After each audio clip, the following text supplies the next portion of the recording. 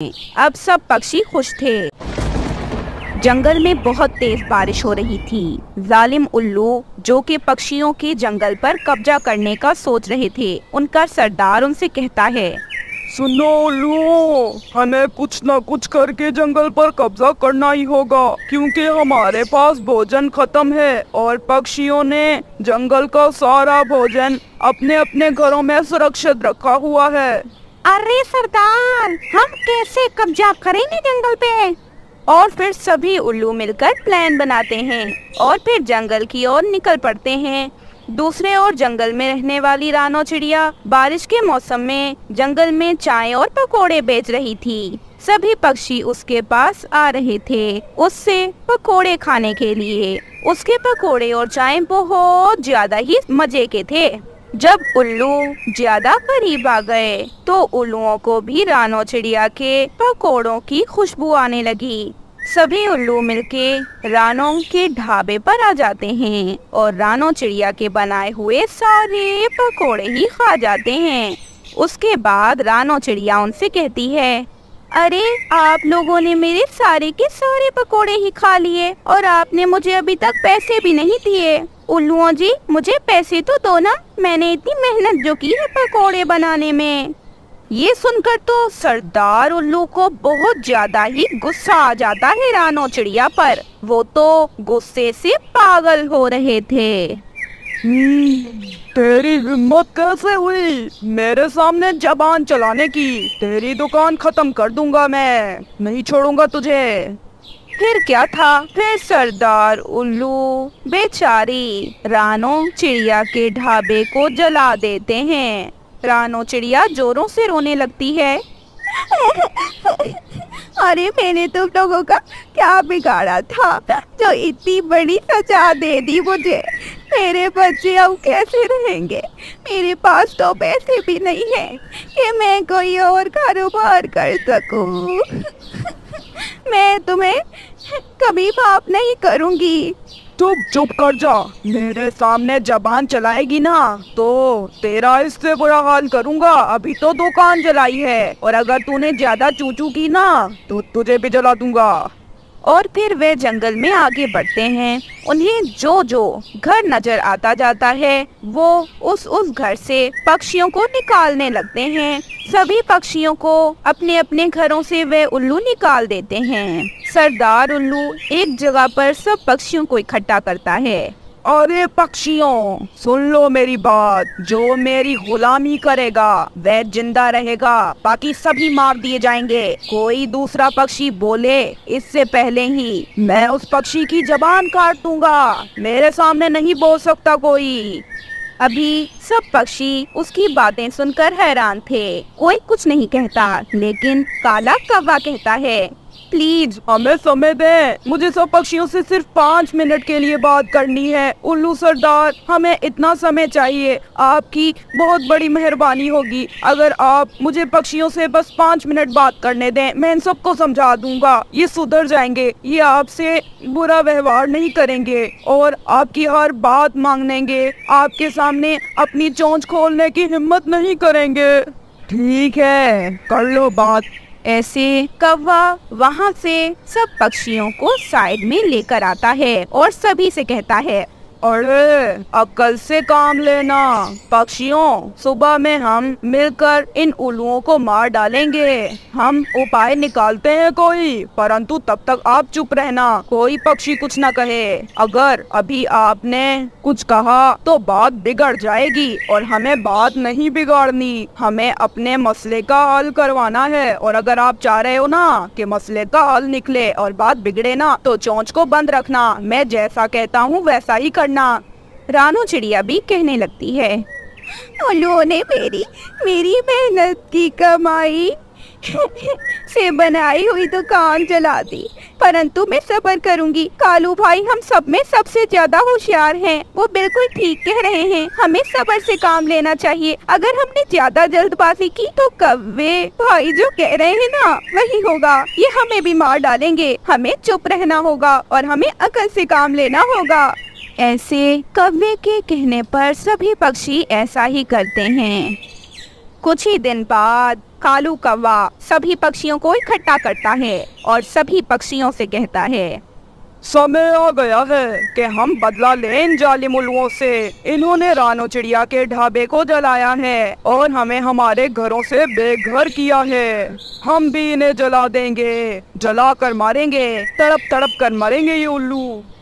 अरे नहीं कालू भाई, अभी वे गुफा में सो रहे हैं। हम बाहर से कोई बड़ा पत्थर रख देते हैं ताकि वे अंदर ही मर जाएं, क्योंकि अगर हम उन्हें जलाएंगे तो हम में और उनमें फर्क नहीं रहेगा। मैं नहीं चाहती कि हम उन्हें इस तरह से मारें। वो बुरे हैं परंतु हम तो बुरे नहीं कि हम उन्हें इतनी बेदर्दी से मार डालें। जालिम से बदला लेना गलत नहीं है, परंतु मुझे नहीं लगता कि हमें इन्हें जलाकर मारना चाहिए। और हाँ, अगर हम इन्हें जलाने की कोशिश करेंगे तो हो सकता है कि उल्लू हमें भी अपने साथ ही मार डालें। सभी को रानो की बात बिल्कुल ठीक लगती है। रानो बिल्कुल ठीक कह रही थी, इसीलिए सभी पक्षी उसकी बात में हामी भरते हैं। तोता कहता है, अरे मेरी बहन, तुम बहुत समझदार हो, तुम बिल्कुल ठीक कह रही हो। हमें यही चाहिए कि हम बाहर से बड़ा पत्थर रख दें ताकि वे अंदर ही मर जाएं। सब पक्षी मिलकर उस गुफा के करीब आते हैं जहाँ पर इस समय उल्लू सो रहे थे। सभी पक्षी मिलकर उस गुफा में एक बहुत बड़ा पत्थर। अब सब पक्षी खुश थे। तो दोस्तों, कैसी लगी आपको हमारी ये कहानी? अगर आपको ये कहानी अच्छी लगी है तो हमारी वीडियो को लाइक कर दें और हमारे चैनल को सब्सक्राइब करना बिल्कुल ना भूलिएगा। आपका बहुत बहुत धन्यवाद। रानो चिड़िया बहुत गरीब चिड़िया थी। वह बहुत सालों से अपनी बेटी गुड़िया की शादी के लिए दहेज इकट्ठा कर रही थी। अब गुड़िया का रिश्ता आया था जिस पर गुड़िया तो जरा भी खुश नहीं थी। अरे बेटा गुड़िया, आप कहाँ जा रही हो? माँ, मैं नदी से पानी पीने जा रही हूँ। क्यों? आप क्यों पूछ रही हैं? कोई काम था क्या? हाँ बेटी गुड़िया, आज ना तुम्हारे लिए कुछ पक्षी आ रहे हैं। असल में बात ये है कि रिश्ते वाले आ रहे हैं आज।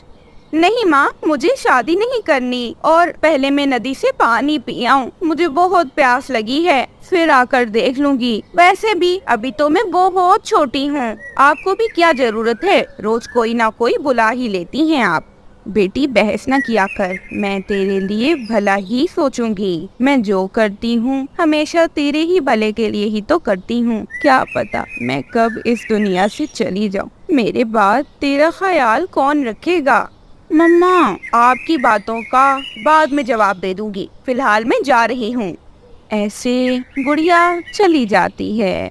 नदी पर उसकी सहेली लाडली उस चिड़े के साथ बैठी थी जिसे गुड़िया पसंद करती थी। उस चिड़े का नाम था मानो चिड़ा। मानो चिड़ा बहुत ज्यादा अमीर होने का दावा करता था। गुड़िया उससे बहुत प्रेम करती थी और वह उसी से शादी करना चाहती थी। मानो, आज रिश्ते वाले मेरे घर आ गए हैं। कल तो मुझे कोई ब्याह कर भी चला जाएगा, परंतु तुम कुछ न करना, तुम बस बैठकर तमाशा देखना। अरे गुड़िया, तुम फिक्र न करो, मैं अपनी माँ को मना रहा हूँ ना। तुम इनकार कर दो शादी से। वैसे भी अगर तुम इनकार कर दो तो इसमें कौन सा बड़ी बात है। मैंने भी तो तुम्हारे लिए अब तक किसी दूसरी चिड़िया से शादी नहीं की। मैं तो तुमसे ही शादी करूँगा। अगर इसमें बड़ी बात नहीं तो कोई छोटी बात भी नहीं है। मेरी माँ बहुत नाराज हो गई है मुझसे, और तुम्हें तो पता है ना कि मेरी माँ कितना परेशान होती है मेरे लिए। उसे 24 घंटे यही ख्याल रहता है कि बस मेरी शादी कर दे और सुकून से मर सके। दूसरी ओर रानो चिड़िया बेचारी परेशान बैठी थी। रिश्ते वाले आ चुके थे परंतु गुड़िया तो घर पर ही न थी। फिर रानो चिड़िया बहाना बनाते हुए कहती है, अरे गुड़िया तो अभी घर पर नहीं है, वह अपनी एक सहेली के घर गई हुई है। आप ये तस्वीर देखें, ये तस्वीर मेरी प्यारी बेटी गुड़िया की है। वह बहुत खूबसूरत है, लाखों में एक है। गुड़िया की होने वाली सास को गुड़िया सुंदर लगती है। है तो ये प्यारी, लेकिन बहुत अच्छा होता कि हम इससे मिल भी लेते, परंतु कोई बात नहीं, हमें आपकी बेटी पसंद है। हम अपने बेटे की शादी आपकी बेटी से करना चाहते हैं। फिर ऐसे रिश्ता पक्का हो जाता है। फिर गुड़िया बहुत देर से घर आती है। उसकी माँ उसे देखकर बहुत गुस्सा करती है। अरे तुम्हें जरा शर्म नहीं आई? मेरी इतनी बेइज्जती करवा दी तुमने। अगर तुम घर आ जाती तो क्या ही जाता तुम्हारा।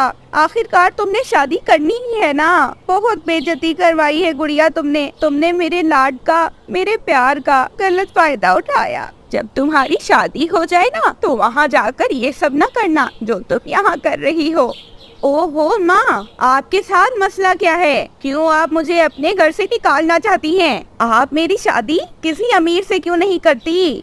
ऐसे बस फिर कुछ दिन और बीत जाते हैं। कुछ दिन बाद गुड़िया, जो कि उस चिड़े से बहुत प्यार करती थी, उसकी आज शादी थी। लेकिन गुड़िया अब ये शादी करना नहीं चाहती थी, इसलिए वह ये निर्णय लेती है कि वह अपने घर को छोड़कर चली जाएगी। बारात आने से पहले पहले गुड़िया खिड़की से अपने घर को छोड़कर भाग जाती है। वह चिड़े के घर पर पहुंच जाती है। गुड़िया, तुम मेरे घर क्या हुआ? सब कुछ ठीक तो है ना? मैं अपना घर परिवार सब छोड़ आई हूँ। अब मैं सिर्फ तुम्हारे साथ जिंदगी गुजारूंगी और खुश रहूंगी। मेरी माँ मेरी मर्जी के खिलाफ मेरी शादी कर रही थी।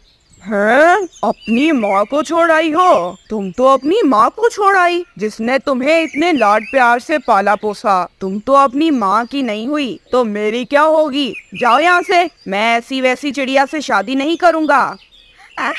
ये आप क्या कह रहे हैं? मैंने आपके कारण अपना घर परिवार छोड़ दिया और आप मुझे यूँ बातें सुना रहे हैं? ऐसा ना करें।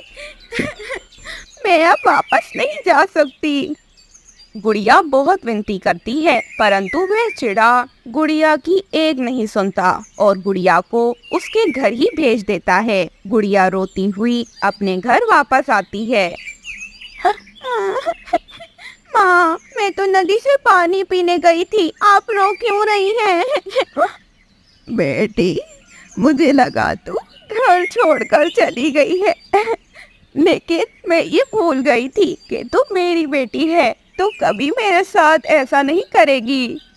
गुड़िया अपने दिल में बहुत शर्मिंदा हो रही थी कि जिस चिड़े के लिए वो अपनी माँ को छोड़कर चली गई, उस चिड़े ने उसकी परवाह ही नहीं की और उसे वापस भेज दिया। अब गुड़िया अपनी माँ की बात मानकर उसी परिवार में शादी कर लेती है जहाँ उसकी माँ उसकी शादी करना चाह रही थी।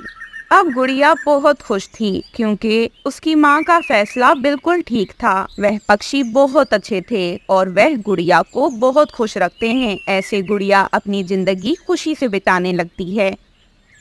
आम का अचार भला किस पक्षी को नहीं पसंद होता? तमाम पक्षियों को ही आम का अचार बहुत पसंद होता है। रानो चिड़िया बना रही थी आम का अचार ताकि वे पूरे जंगल में आम का अचार बेच सके और मुनाफा कमा सके। परंतु गोरी और कालू ये सब कहाँ देख सकते थे कि रानो अचार बेचकर पैसा कमाए। कालू, हम अचार न बना लें या फिर रानो का चुरा लें? कोई अच्छा सा आइडिया बताओ। मैं नहीं देख सकती कि रानो अकेले अकेले इतना मुनाफा कमाए। ओए होए, कैसे चोरी कर लूं मैं अचार? और हाँ, चोरी ना करूं तो तू बना भी नहीं पाएगी। तू जैसा अचार बनाएगी ना, जंगल का कोई पक्षी भी खाना तो दूर देखना भी पसंद नहीं करेगा। हमेशा मेरी बुराई ही करते हो। अगर इतनी ही हिम्मत है तो तुम चोरी कर लो ना आम का अचार। ओए हाय मेरी नालायक पत्नी, अभी उसने अचार नहीं बनाया, तुझे पहले ही चोरी की पड़ गई है। पहले रानो को अचार तो बना लेने दे। ऐसे कुछ दिनों में रानो चिड़िया अचार बना लेती है। अब रानो अचार बेचने लगी थी। सभी पक्षियों से ज्यादा इंतजार तो कालू और गोरी को था रानो के अचार बेचने का। ऐसे जब रानो अचार बेचने लगी तो कौवों ने भी उस पर नजर रखना शुरू कर दी। तोता रानो चिड़िया की दुकान पर आता है। अरे बहन, क्या मैं अचार खा लूं? ये कैसा है? थोड़ा सा चखना है मुझे। जी जी, आप चख लें भले भाई तोते। तोता अचार खाता है। अरे वाह वाह वाह, आज से पहले इतना स्वादिष्ट अचार मैंने कभी भी नहीं खाया। आप ऐसा करें, ये मुझे पैक करके दे दे चिड़िया बहन। ऐसे तोता रानों से अचार लेकर चला जाता है। गोरी और कालू भी ये सब देख रहे थे। वो बहुत परेशान हो रहे थे। गोरी कभी कालू के कान में कहती है, ओए पागल कालू, अगर देख ले आज ना हमने इसका अचार चोरी किया तो 2-3 दिन में तो ये अचार ही खत्म हो जाएगा। देख रहा है ना कैसे पक्षियों की भीड़ लगी है, भीड़। चुप चुप, घर जाकर बात करते हैं, रात को चुरा लूंगा मैं, तुम फिक्र न करो। गोरी रानो के पास चली जाती है और उससे कहती है, अरे वाह रानो बहन, बड़ा मुनाफा हो रहा है तुम्हारा तो। चलो थोड़ा अचार ही चखा दो, देखूं अच्छा अचार है या बेकार। ऐसे गोरी अचार चखती है और अपने घर आ जाती है। उसे तो अचार बड़ा पसंद आया था। रात के समय रानो चिड़िया भी अपने घर आ गई थी। रानो चिड़िया बहुत खुश थी क्योंकि उसको बहुत ज्यादा मुनाफा हुआ था। वह तो खुश थी परंतु उसके बच्चे तो उससे भी ज्यादा खुश थे क्योंकि अब बच्चों के लिए भी रानो आज बहुत सारी चीजें लेकर आई थी। अगर ऐसा ही मुनाफा होता रहा ना मम्मा, तो हम अपना अच्छा सा घर भी बना लेंगे। हाँ हाँ मेरी बेटी, हम अपना प्यारा सा घर भी बना लेंगे। आप देखना कि दिन ब दिन हमारा कितना मुनाफा होता है। ऐसे वे सब सो जाते हैं। आधी रात को गोरी और कालू भी रानो के घर आ जाते हैं। सब सोए हुए थे। कालू और उसकी पत्नी गोरी चुपके चुपके से अचार उठाकर सारा ही अपने साथ ले जाते हैं। अगले दिन जब रानो को पता चलता है कि उसका अचार चोरी हो गया है तो वह तो जोरों से रोने लगती है। हाँ, ये क्या हो गया? मेरी मेहनत कोई चुरा के ले गया। कभी खुश न रहे वो दुष्ट चोर, कभी खुश न रहे। माँ अब क्या होगा? हमने तो सोचा था कि हम अपना घर बना लेंगे, परंतु मुझे नहीं लगता कि हम कुछ भी ले सके। उसी दिन जब रानो चिड़िया अपने घर से बाहर निकलती है तो उसने बहुत भीड़ देखी। जब वह भीड़ में गई तो सामने देखकर वह हैरान रह गई कि सामने तो कौवे अचार बेच रहे थे। रानो चिड़िया सब समझ जाती है परंतु वह कुछ भी नहीं करती और ना ही कौवों से कोई बात करती है। वो अपने घर आ जाती है। ऐसे रानो चिड़िया दोबारा अचार बनाना शुरू कर देती है और दूसरी ओर कौवे कई दिन तक अचार बेचते हैं परंतु अचार तो खत्म हो जाता है। अब तो रानो ने भी नया अचार बना लिया था। अब रानो फिर से अचार बेचने लगी थी। काले कौवे रानो का अचार चुराने दोबारा से उसके ही घर आ जाते हैं परंतु वह नहीं जानते थे कि इस बार वह पकड़े जाएंगे और चोरी नहीं कर पाएंगे। गोरी कौवी आगे बढ़ती है, कालू भी उसके साथ ही था। वह दोनों अचार के बिल्कुल पास आ जाते हैं कि इतने में गोरी और कालू दोनों ही जाल में फंस जाते हैं। गोरी तो बड़े तेज आवाज में चिल्लाना शुरू कर देती है, हाय हाय हाय कालू कालू, मेरा पाँव, हाय मेरा पाँव। हाँ, ये रानो ने कैसा जाल बिछाया, मुझे तो बहुत दर्द हो रहा है। हाय रानो बहन, माफ कर दे रानो बहन, दोबारा नहीं करेंगे चोरी। अरे हमसे गलती हो गई है। परंतु रानो उनकी एक नहीं सुनती और पुलिस में कॉल करती है। थोड़ी देर में ही पुलिस वहां पहुंच जाती है। पुलिस को देखकर तो कौवे कांप जाते हैं और दोनों रोने लगते हैं। गोरी रानो से माफिया मांगती है, अरे रानो बहन प्लीज प्लीज प्लीज हमें जाने दे दे, हमें पुलिस को ना दे, हम दोबारा चोरी नहीं करेंगे। मैं वादा करती हूँ, मैं आपसे वादा करती हूँ। हाँ चिड़िया बहन माफ कर दे, गोरी सच कह रही है, हम बदल जाएंगे, हम नहीं करेंगे चोरी, प्लीज।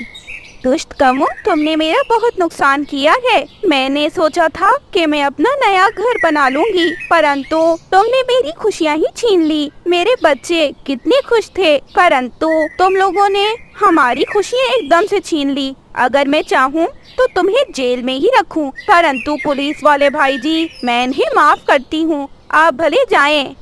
अब कौवों को अपने किए की सजा मिल चुकी थी। वह वहाँ से चले जाते हैं। वे जहाँ जाते पक्षी उनका मजाक उड़ाते क्योंकि उनकी बहुत बेइज्जती हुई थी। सभी पक्षी उन्हें चोर चोर कह रहे थे। ऐसे कौवों को अपने किए की सजा मिलती है और रानो अचार बेचकर कुछ समय में अपना नया घर बना लेती है। तो दोस्तों, कैसी लगी आपको हमारी आज की ये कहानी? अगर आपको ये कहानी अच्छी लगी तो हमारी वीडियो कौवों ने वो कर दिखाया था जो आज तक किसी ने नहीं किया था। उन्होंने लकड़ियों के बजाय पत्तों का घर बना लिया था। सभी पक्षी हैरान थे। कैसा है मेरा घर पक्षियों? सुंदर है ना? अरे हाँ, बहुत प्यारा, सारा का सारा हमें लगता है हमारा। Just looking like a wow। मैं भी ऐसा ही घर बनाऊंगा कालू। तुम्हारा घर तो जंगल में सबसे ज्यादा सुंदर है। आपका घर बहुत प्यारा है, मगर ये मजबूत नहीं है। बारिश के मौसम में ये घर तो हवा को सह ही नहीं पाएगा। जलती है भाई, जलती है। कालू से रानो जलती है। छोटी चिड़िया, हम तो बाहर से काले हैं, तुम तो अंदर से काली हो। शर्म करो, इतना जल जल कर ना काली हो जाओगी तुम। मैं क्यों जलूंगी किसी से? मैं किसी का बुरा नहीं चाहूंगी और मैं आपसे बिल्कुल ठीक बात ही कर रही हूँ। गोरी बहन, भले ही आपको बात कड़वी लग रही है, परंतु ये बात बिल्कुल ठीक है। चलो जाओ जाओ, यहाँ से जाओ, मेरे घर को नजर न लगाओ। फिर रानो चिड़िया वहाँ से चली जाती है। वो अपने लिए मजबूत लकड़ियों का घर ही बना देती है। कबूतर और तोता दोनों एक घर बनाने का फैसला करते हैं। अरे यार, हम पत्तों का घर बना तो रहे हैं, लेकिन ऐसा ना हो कि हमारे घर बनाने के बाद बारिश हो जाए और बारिश में पत्तों का घर तो खराब हो जाएगा। पता नहीं बारिश ये घर सह भी सके या नहीं। हमें शायद लकड़ियों का घर ही बना लेना चाहिए। अरे हाँ, लेकिन तुम फिक्र न करो, कालू और गोरी भी तो पत्तों के घर में ही रह रहे हैं। पत्तों का घर बनाना आसान है, लकड़ी का घर बनाना बहुत मुश्किल है, क्योंकि पहले लकड़ियों को इकट्ठा करना पड़ेगा और उसके लिए हमें सूखा पेड़ ढूंढना पड़ेगा और फिर रात दिन लगाकर हमें घर बनाना पड़ेगा। बस फिर क्या था, फिर ऐसे वो पत्तों का घर ही बना लेते हैं। दूसरी ओर कालू और गोरी को ये आइडिया आता है कि क्यों ना वो पत्तों का घर बनाकर बेचें। कालू, अगर हम पत्तों का घर बनाकर बेचेंगे ना तो देखना कितना मुनाफा कमाते हैं। वैसे भी वो चिड़िया हमसे बहुत जलती है और जब हम अमीर हो जाएंगे ना पत्तों का घर बेच बेच कर, तब पूरा जंगल हमें देखकर हमारी तरह बनना चाहेगा। गोरी, हमें किसी को जलाना नहीं है, हमें बस खुद को कामयाब पक्षी बनाना है और कामयाब बनने के लिए हमें मेहनत करना होगी। हमें बहुत से पत्तों के घर बनाने होंगे, फिर हमें उन घर को बेचना होगा। जब तक वो घर हम बेच नहीं लेते तुम ज्यादा खुश ना हो, क्योंकि अगर हमने घर बना लिए और वो बिके नहीं तो फिर रानो बहुत खुश होगी और बाकी पक्षी भी हमारा मजाक बनाएंगे, मजाक। फिर क्या था, फिर अब वो पत्तों का घर बनाकर बेचने लगते हैं। आओ आओ पक्षियों, आओ आओ, बहुत प्यारा, बहुत मजबूत, ऐसा घर जैसा घर आज तक किसी ने अपनी जिंदगी में नहीं बनाया। जो भी हमसे घर लेगा सुखी रहेगा। सुंदर सा और मजबूत सा घर, जल्दी आओ जल्दी पाओ, प्यारा सा घर ले जाओ, इससे पहले कि ये घर बिक जाएं। अरे हो, आओ आओ आओ पक्षियों, हमसे ये सुंदर सुंदर घर खरीद लो। बस फिर कुछ ही देर में कौवों की बातें सुनने के बाद बुलबुल और मैना भी कौवों के पास आ जाती हैं। बुलबुल कौवे से कहती है, गोरी और कालू, घर मजबूत तो है ना? ऐसा ना हो मैं घर को ले जाऊं, लेकिन बारिश में तुम्हारा पत्तों का घर रह न सके और टूट जाए। हाय, फिर मैं अपने बच्चों को लेके कहाँ जाऊंगी? हाँ हाँ, ठीक कह रही हो कालू और गोरी, घर मजबूत तो है ना? अरे तुम परेशान क्यों हो रही हो? घर बहुत बहुत बहुत मजबूत है। ऐसा घर आज तक किसी ने बनाकर नहीं बेचा। दाम भी बहुत मुनासिब है, सिर्फ और सिर्फ आपको एक घर 8,000 का मिलेगा। हाँ, 8,000 का घर? नहीं नहीं बाबा, बहुत महंगा दे रही हो। इतना महंगा घर हम कैसे खरीदेंगे? अरे हमने काम भी तो अच्छा किया है। कितना प्यारा घर है, कितना मजबूत है। तुम लोग ये देखो कि हम कितनी मेहनत से ये घर बनाते हैं, फिर तुम्हें कम दामों में कैसे दें। और वैसे भी ये पत्ते कोई आम पत्ते नहीं हैं, ये पत्ते बहुत खास पत्ते हैं। अरे क्या सोने के पत्ते हैं?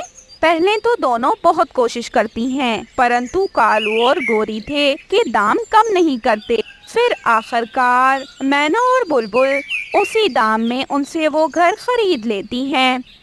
अब कुछ ही दिनों बाद बारिशें भी शुरू हो जाती हैं और सबके घर टूट जाते हैं।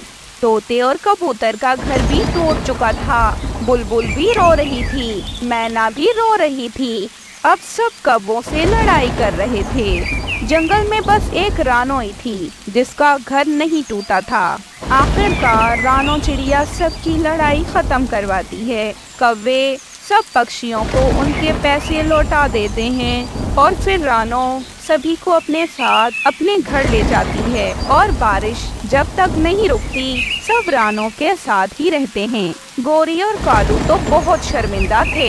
उन्होंने रानो से माफी भी मांग ली थी और रानो ने उन्हें माफ भी कर दिया था। बस फिर जब बारिश रुक जाती है तो सब पक्षी ही अपने अपने लकड़ियों के घर बनाना शुरू करते हैं। और अब कालू और गोरी ने भी अपना लकड़ियों का घर बना लिया था।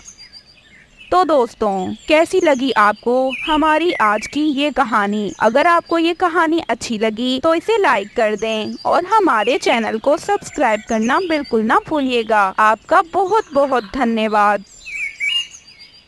जादुई मटका। पुराने जमाने की बात है। 3 दोस्त रानो चिड़िया, मिठू तोता और कालू कौवा जा रहे थे कि रास्ते में रानो चिड़िया की नजर जमीन पर गिरी एक फाख्ता पर पड़ती है। फिर रानो चिड़िया नीचे आती है। आप तो बहुत बीमार लग रही हो, शायद आप गर्मी के कारण बेहोश हो गई हो। मैं आपके लिए जल्दी से पानी लेकर आती हूँ। तब तक कालू भाई और मिठू भाई आप इनका ध्यान रखना। फिर रानो चिड़िया पास में ही नदी पर जाती है और एक मिट्टी के बर्तन में पानी भर के उस बूढ़ी फाख्ता को पिलाने लगती है। बूढ़ी फाख्ता पानी पीने के बाद रानो का धन्यवाद करते हुए कहती है, अरे बेटा, आप बहुत अच्छी हो।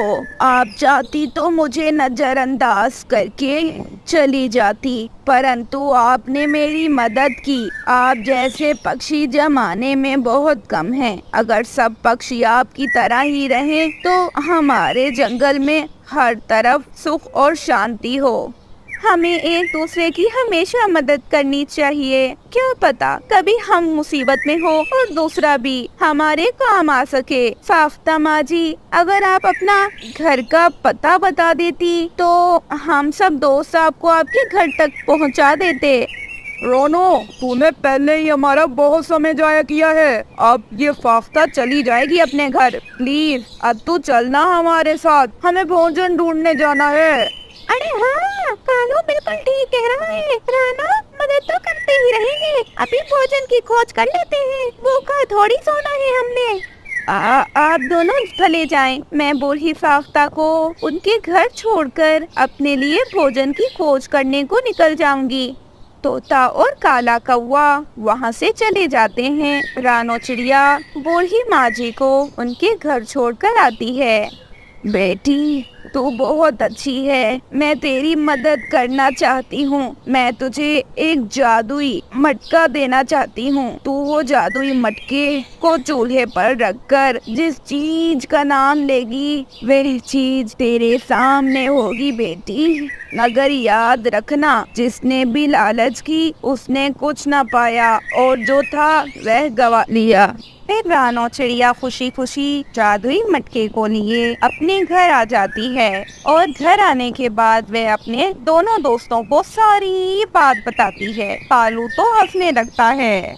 हो, पागल बनाया तुझे। तुझे पागल बना दिया उस बुढ़िया ने। तुझे ये पुराना सा मटका देकर बेवकूफ बना दिया। अरे रानो, तुम सच में बहुत बहुत बहुत भोली हो। अपने दोस्तों की ये बातें सुनकर तो रानो को लगने लगा जैसे शायद बूढ़ी फाख्ता ने उसे पागल ही बनाया है, और फिर रानो चिड़िया उस मटके को रख देती है। ऐसे कुछ दिन बाद रानो चिड़िया की नजर उस मटके की तरफ पड़ती है, तो रानो उस मटके को चूल्हे पर चढ़ाती है और सोचती है कि काश इस मटके में कढ़ी बन जाए। देखते ही देखते उस मटके में कढ़ी बन जाती है, जिसे देखकर तो रानो को विश्वास ही नहीं आ रहा था। हाय रे बाबा, ये कैसे हो गया? कैसा चमत्कार है ये? मेरे दोस्तों, इधर आओ, इधर आओ। देखो देखो, मैं कहती थी ना कि फाख्ता माँ जी ने मुझसे झूठ नहीं कहा होगा। देखो, मैंने इस मटकी को चूल्हे पर चढ़ाकर कढ़ी का सोचा तो इसमें कढ़ी बन गई। कालू और मिट्ठू दोनों ही दंग रह गए थे। उन्हें तो अभी तक अपनी सहेली की बात का विश्वास ही नहीं हो रहा था। उन्हें अभी भी लग रहा था जैसे रानो कोई मजाक कर रही हो। परंतु मिट्ठू तोता बहुत खुश होता है। कालू को तो अब मन ही मन में जलन हो रही थी और वो अपने मन में ऐसा सोच रहा था, अरे मुझे पता होता तो मैं कर देता मदद उस फाख्ता की, परंतु मेरा तो भाग ही फूटा। इस रानो ने कर दी उसकी मदद। खैर, मुझे कौन सा फर्क पड़ता है, मैं तो चुरा ही लूंगा ये मटका। फिर मिट्ठू रानो के साथ वो कढ़ी खाता है। मिट्ठू भी बहुत खुश था। अरे रानो, तुमने बहुत अच्छा किया जो इस मटके में ये स्वादिष्ट सी कढ़ी ही मांगी। सच में मुझे कढ़ी बहुत पसंद है, और ये कढ़ी तो इतनी स्वादिष्ट है कि जिसकी कोई दूसरी मिसाल नहीं। मैंने आज से पहले इतनी स्वादिष्ट कढ़ी कभी नहीं खाई। सच में ये कढ़ी बहुत अच्छी है, और वो फाख्ता भी अच्छी थी। अरे मुझे माफ करना रानो, मैंने तुम्हें उस समय मना किया कि तुम फाख्ता की मदद न करो, लेकिन अगर तुम मदद न करती तो आज हमारे पास ये जादुई मटका नहीं होता। अरे मिठू भाई, हमें कभी किसी की मदद इस सोच से नहीं करनी चाहिए कि वो हमारे काम आएगा। कोई हमारे काम आए ना आए, हमें दूसरे की मदद करनी चाहिए। लेकिन ये हकीकत है कि अगर आप किसी की मदद करो तो वो भी आपके काम जिंदगी में कभी न कभी जरूर आता है। मुझे विश्वास था कि फाख्ता माँ जी झूठ नहीं कह रही, लेकिन जब मैंने आप दोनों की बातें सुनी तो मुझे भी लगा कि फाख्ता माँ जी ने मुझे धोखा दिया और मुझसे झूठ कहा। परंतु मैं गलत थी। फाख्ता माँ जी ने मुझसे झूठ नहीं कहा था। सच में ये मटका जादुई है। मिट्ठू भाई, अभी आपको कुछ और खाना हो तो बताइएगा, मैं जरूर इस मटके से मांग कर आपको दूंगी। अरे मुझे अभी बिरयानी खाने का मन हो रहा है, बस थोड़ी सी। क्या ये मटका मुझे देगा? जी जी, क्यों नहीं, आप मेरे दोस्त हैं। मैं जरूर आपको इस मटके से बिरयानी मांग कर दूंगी। रानो उस मटके से बिरयानी मांगती है। वो मटका रानो को बिरयानी भी दे देता है। वो दोनों बिरयानी खाते हैं, परंतु कालू तो बिरयानी नहीं खाता, क्योंकि उसने तो कुछ और ही सोचा हुआ था। उसके प्लान तो बिल्कुल मुख्तलिफ थे, और कोई भी नहीं जानता था कि कालू आज रात ही मटके को चुरा लेगा। ऐसे रात के समय में कालू कौवा मटके को उठा लेता है और वे सोचता है कि वह ये मटका लेकर किसी और जंगल में रहने लगेगा। परंतु जैसे ही कालू कौवा मटके को हाथ लगाता है, वैसे ही कालू को जोरदार करंट लगता है और कालू चिल्लाता है, ओ बचाओ, लग गई, इतनी जोर से लग गई। कालू के चिल्लाने की आवाज सुनकर तो तोता और रानो चिड़िया भी उठ जाते हैं। कालू रो रहा था। मुझसे गलती हो गई रानो, मुझे माफ कर दो। सच में मैं दोबारा चोरी नहीं करूँगा, और हाँ, अब तो मैं तुम्हारे इस जादुई मटके से मिली कोई चीज भी नहीं खाऊंगा। बहुत जोर से करंट लगा है मुझे। मैं समझ गया कि ये मटका तुम जैसे ईमानदार पक्षियों के लिए है, ना कि मुझ जैसे लालची पक्षियों के लिए। मैं आइंदा कभी भी लालच नहीं करूँगा। मुझे अपने किए की सजा मिल गई है, प्लीज मुझे माफ कर देना। अरे नहीं करेंगी रानो तुम्हें माफ। तुम्हें जरा शर्म ना आई? रानो तुम्हें वो देती तो है जो तुम कहते हो, फिर तुम क्यों मटके को चुरा रहे थे? अरे तोते भाई शांत हो जाएं। कालू को अपने किए की सजा मिल चुकी है और कालू दोबारा कभी ऐसा नहीं करेगा। फिर रानो उसे माफ कर देती है और ऐसे वो सब खुशी खुशी रहने लगते हैं। तो दोस्तों कैसी लगी आपको हमारी ये कहानी? अगर ये कहानी अच्छी लगी तो इस वीडियो को लाइक और हमारे चैनल को सब्सक्राइब करना ना भूलिएगा। आपका बहुत बहुत धन्यवाद।